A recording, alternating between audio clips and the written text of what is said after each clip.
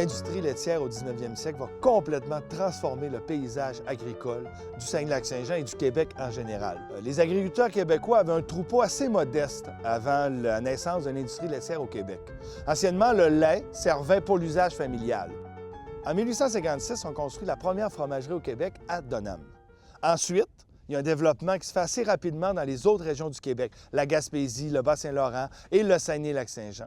Rapidement, ce moyen-là de transformer le lait plaît aux agriculteurs.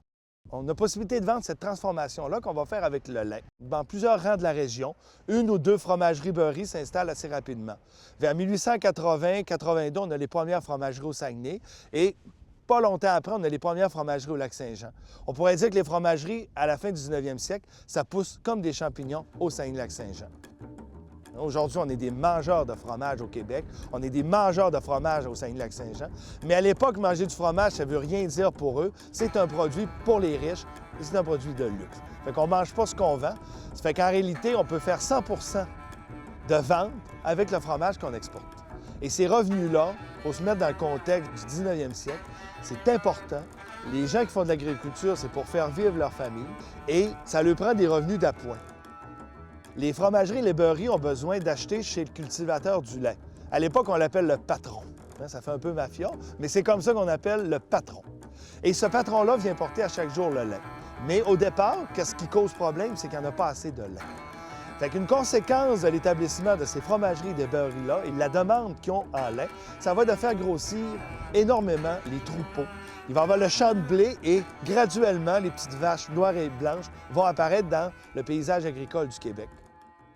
La fabrication du fromage à l'époque va être tellement importante, ça va tellement transformer l'économie agricole et l'économie en général du Québec, qu'on va dire que le cheddar québécois de la fin du 19e siècle, c'est le fleuron de l'économie québécoise.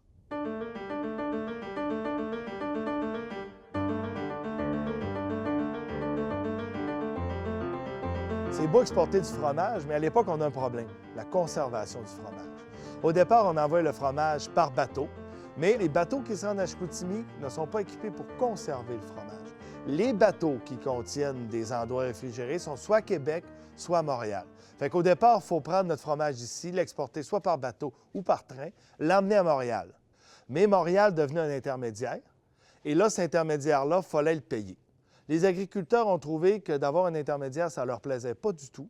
Fait qu'ils ont décidé de se réunir entre eux, fonder une bourse du fromage, fonder un regroupement, à faire une enchère du fromage annuellement.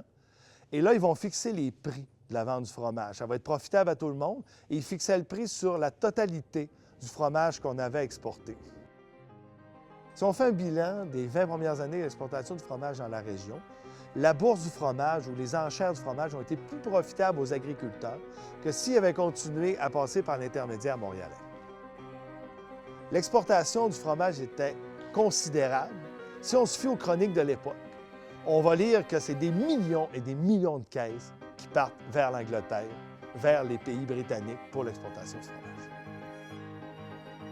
Au départ, les fromageries fonctionnent quelques mois par année, du printemps jusqu'à l'automne. C'est comme dans l'exportation du fromage, on a de la difficulté à conserver le lait qu'on récolte et aussi le fromage qu'on produit. Graduellement, les campagnes vont s'électrifier. Et là, l'électricité va arriver, il va devenir une source d'énergie importante. La réfrigération aussi, dans les années 20 et les années 30, va arriver. Les premières glacières, après ça, les réfrigérateurs vont arriver. Et là, dorénavant, ça va être possible de conserver le lait. Ça va être aussi possible de conserver le fromage. Ça va être aussi possible de diversifier les produits. C'est là que la crème glacée va arriver et d'autres produits vont arriver. Ça va permettre aussi la création des laiteries, qui vont être importants dans le paysage régional pendant longtemps, la livraison du lait dans les maisons. Il va même avoir de la livraison de lait à Chicoutimi dans les années 20. Pendant longtemps, c'était le cheddar qui était la marque de commerce de la production des fromages au Saguenay-Lac-Saint-Jean. Mais depuis quelques années, depuis quelques décennies, une multitude de petits producteurs, de fromageries se sont mis en place dans la région et c'est eux maintenant qui ont diversifié la production de fromage au Saguenay-Lac-Saint-Jean.